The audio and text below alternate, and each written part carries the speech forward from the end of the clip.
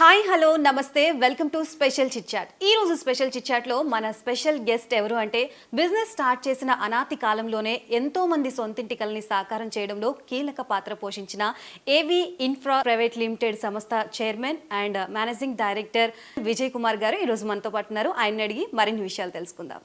నమస్తే సార్. నమస్తే. ఎలా ఉన్నారు? ఫైన్ అండి. By the grace of God okay, everything fine. మీరు ఫైన్గా ఉంటేనే రియల్ ఎస్టేట్ బిజినెస్ అంతా ఫైన్గా ఉంటుంది. రియల్ ఎస్టేట్ బిజినెస్ ఫైన్ అయితే కస్టమర్స్ అందరూ ఫుల్ సాటిస్ఫై. సో ప్రజెంట్ మార్కెట్లో రియల్ ఎస్టేట్ బిజినెస్ సిచ్యువేషన్ ఎలా ఉంది? మేడం, ఇండియాలోనే లాస్ట్ 3 years చూసుకుంటే మీరు హైదరాబాద్ రియల్ ఎస్టేట్ రంగం అగ్రప్రధాన దూసుకెళ్తుంది. ఎందుకనంటే కోవిడ్ తర్వాత చాలామంది రియల్ ఎస్టేట్ బిజినెస్ అనేది చాలా డౌన్ అవుతుంది, స్తబ్దతగా ఉంటుంది అని అనుకున్నారు. కానీ యాక్చువల్గా అందరూ కూడా ఇన్వెస్ట్ చేసేటువంటి అవకాశం ఆ టైంలోనే వచ్చింది. వాళ్ళ ఎక్స్పెండిచర్ తగ్గి వాళ్ళ సేవింగ్స్ పెరిగి వాటిని ఎలా ఇన్వెస్ట్ చేయాలి, ఎక్కడ ఇన్వెస్ట్ చేయాలి అనేది వాళ్ళకి సఫిషియెంట్ టైం దొరికింది.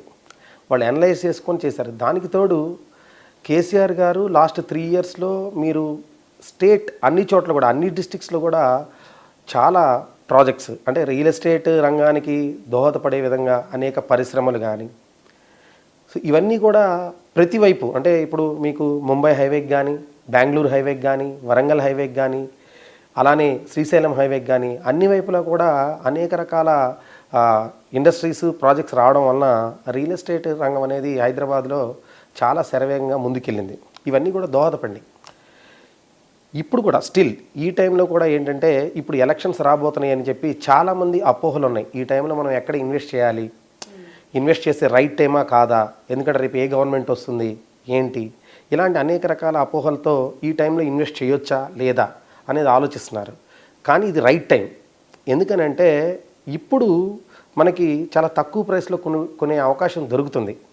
రేపు ఆఫ్టర్ ఎలక్షన్స్ గవర్నమెంట్ ఏదైనా రానివ్వండి, ఎందుకనంటే ఇది పూర్తిగా అభివృద్ధి చెందినటువంటి విశ్వనగరం.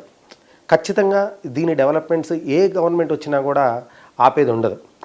ఎందుకంటే ఆ విధంగా డెవలప్ చేసున్నారు ఆల్రెడీ ఈ రాష్ట్రాన్ని.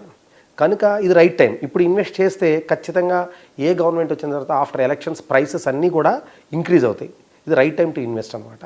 కనుక మొత్తం మీద ఏంటంటే హైదరాబాద్లో మీరు అది ఫ్లాటా ప్లాటా ఏదైనా అవనివ్వండి, విల్లానా, దేంట్లో ఇన్వెస్ట్ చేసినా కూడా మంచి ప్రాఫిట్స్ తీసుకునేటువంటి అవకాశం ఉంది.